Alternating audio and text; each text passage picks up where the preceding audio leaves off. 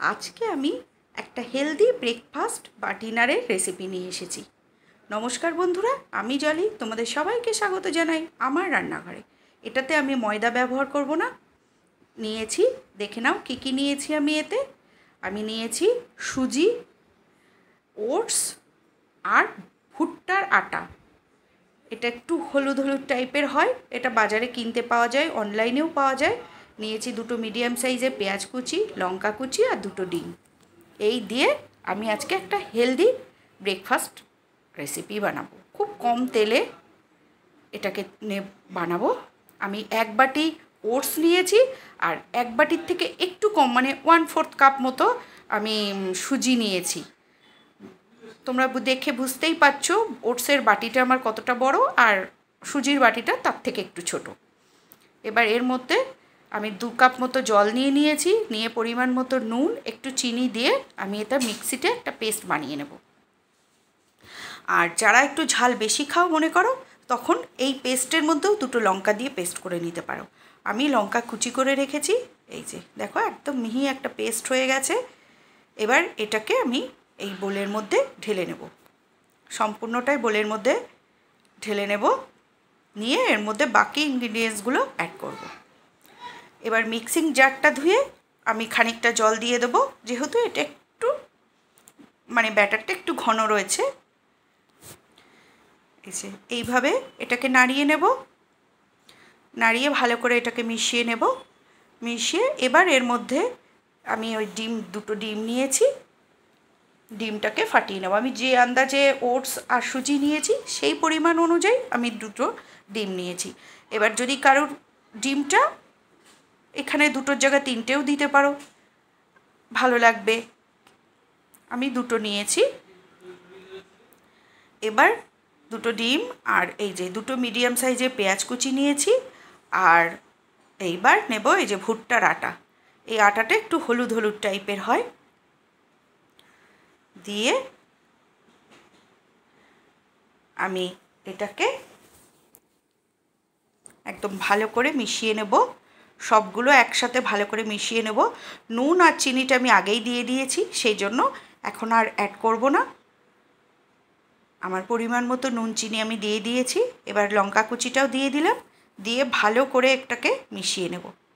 আর দেব এই যে সামান্য একটু বেকিং সোডা, এটা অপশনাল, যারা খাবে না তারা স্কিপ করবে। দিয়ে আমি ভালো করে এটাকে, আমি আর একটু সামান্য নুন দিয়েছিলাম। আমার ব্যাটারটা প্রায় রেডি। আমি আর একটু জল দিলাম, কেননা দেখলাম ব্যাটারটা বেশ ঘন রয়েছে, এটা একদম বেশি মোটা হলে ভালো লাগবে না। এবার আমার ব্যাটারটা রেডি। এই যে দেখেছো, এরকমই একটা ব্যাটার তৈরি হতে হবে।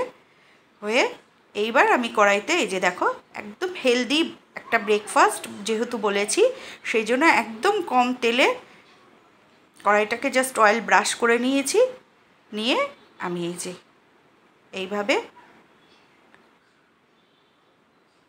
দিয়ে এটাকে ভালো করে ঘুরিয়ে স্প্রেড করে দিতে হবে। দিয়ে গ্যাসের ফ্লেমটা লো টু মিডিয়ামে রেখে এটাকে ভেজে নিতে হবে। বেশি হাই ফ্লেমে করলে কি হবে, ওপরটা ভাজা হয়ে যাবে, ভেতরটা একটু মানে ভালো করে ভাজা হবে না। সেই জন্য লো টু মিডিয়াম ফ্লেমে এগুলোকে ভেজে নিতে হবে।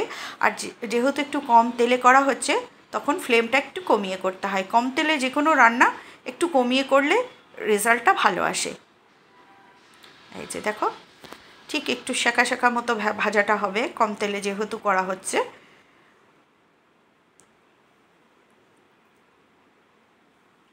এইভাবে আমি সমস্ত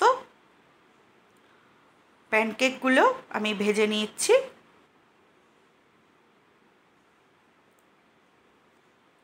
ভেজে তুলে নেব এক একটা করে। দেখো এরকম, ঠিক এরকম একটু কড়া কড়া করে ভেজে নিতে হবে। আর এইটা খুব নরমও হয়, অনেকক্ষণ পর্যন্ত এটা নরম থাকে। এই যে এটাকে এবার তুলে নেব, নিয়ে আস্তে আস্তে করে করব। আমার কয়েকটা আমি একদম কম তেলে অয়েল ব্রাশ করে করেছি, আর একটু তেল দিয়ে আমি আমার হাজব্যান্ডের জন্য ভেজেছি। যেরকম যে বাড়িতে যেরকম যারা তেল খাবে সেইভাবেও ভেজে নেওয়া যায়। যেরকম আমার মেয়েরটা আমি এই জিনিসটা আমি আমার মেয়েকেও ভেজে দিই, সেক্ষেত্রে আমি একটু বাটার দিয়ে সেটাকে ভাজি। আমি আমার হাজব্যান্ড আমরা সেটা ভাজি না, আমরা মানে সাদা তেল দিয়েই ভেজে নিই, কিন্তু আমার মেয়ের ক্ষেত্রে আমি একটু বাটার দিয়ে ভাজি। একটু সামান্য ঢেকে রাখলাম,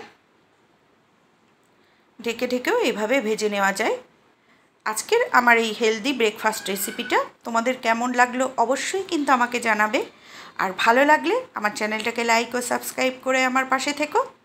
এই যে প্যানকেকগুলো আমি ভেজে নিয়েছি, আমার প্যানকেক রেডি টু সার্ভ।